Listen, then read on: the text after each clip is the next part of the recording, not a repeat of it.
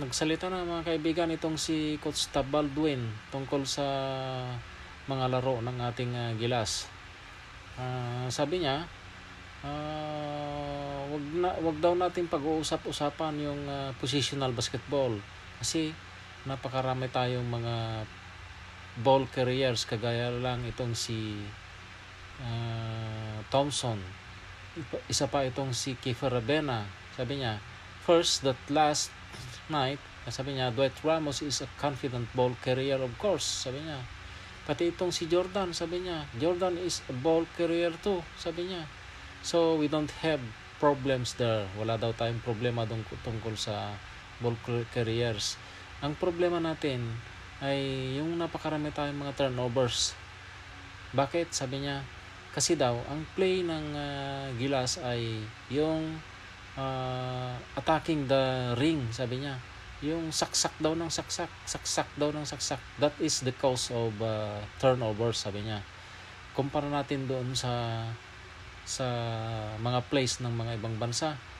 Pagka medyo sinasalubong na sila ng mga gwardiya, pinapasa na nila kaagad hanggang makakahanap sila ng open sabay shoot.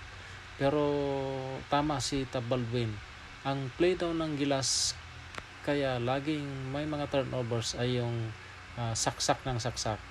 So yan mga kaibigan, nagsalita na yan ang sinalita ni yan ang comment ni Tab Baldwin, which is tama naman.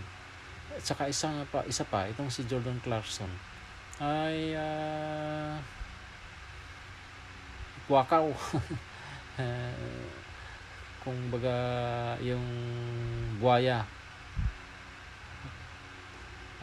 hindi siya marunong magpasa, hindi niya pinapaikot yung bola hindi kagaya kay itong si Justin Brownlee na pinapaikot niya ng bola hanggang makakahanap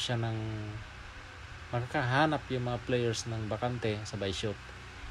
So kung minsan itong mga player natin ng Gilas umaasa na lang sila kay Jordan Clarkson. Pagka naipit sila, hinahanap nila si Jordan Clarkson. Ito naman si Jordan Clarkson, yun, attacking the ring, sabi ni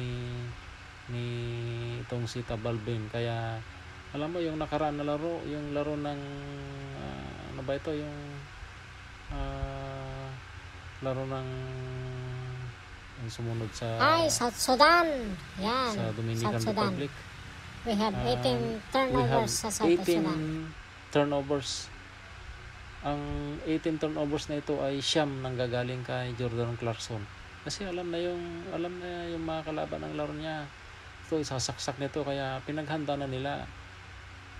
Pero yung sistema ng paglalaro ng Gilas ay babaguhin, kagaya ng laro dito sa western areas, na bago pa salubungin yung gwardiya ay pinapasa na hanggang makakahanap sila ng open. Ayan, ito naman si AJ Edo, napakaganda ang performance niya comparing to kay Soto. So I hope sa susunod na mga international tournaments natin ay mapapag-aralan na mabuti ang magandang laro na pang-international. Kasi bata pa itong mga big men natin, itong si AJ Edo, si Kai Soto, bata pa sila. Pagka medyo titigas-tigasin na sila, medyo mas malakas na ang ating team. Tsaka isa pa, yung 3-pointer, kulang tayo ng 3-pointer.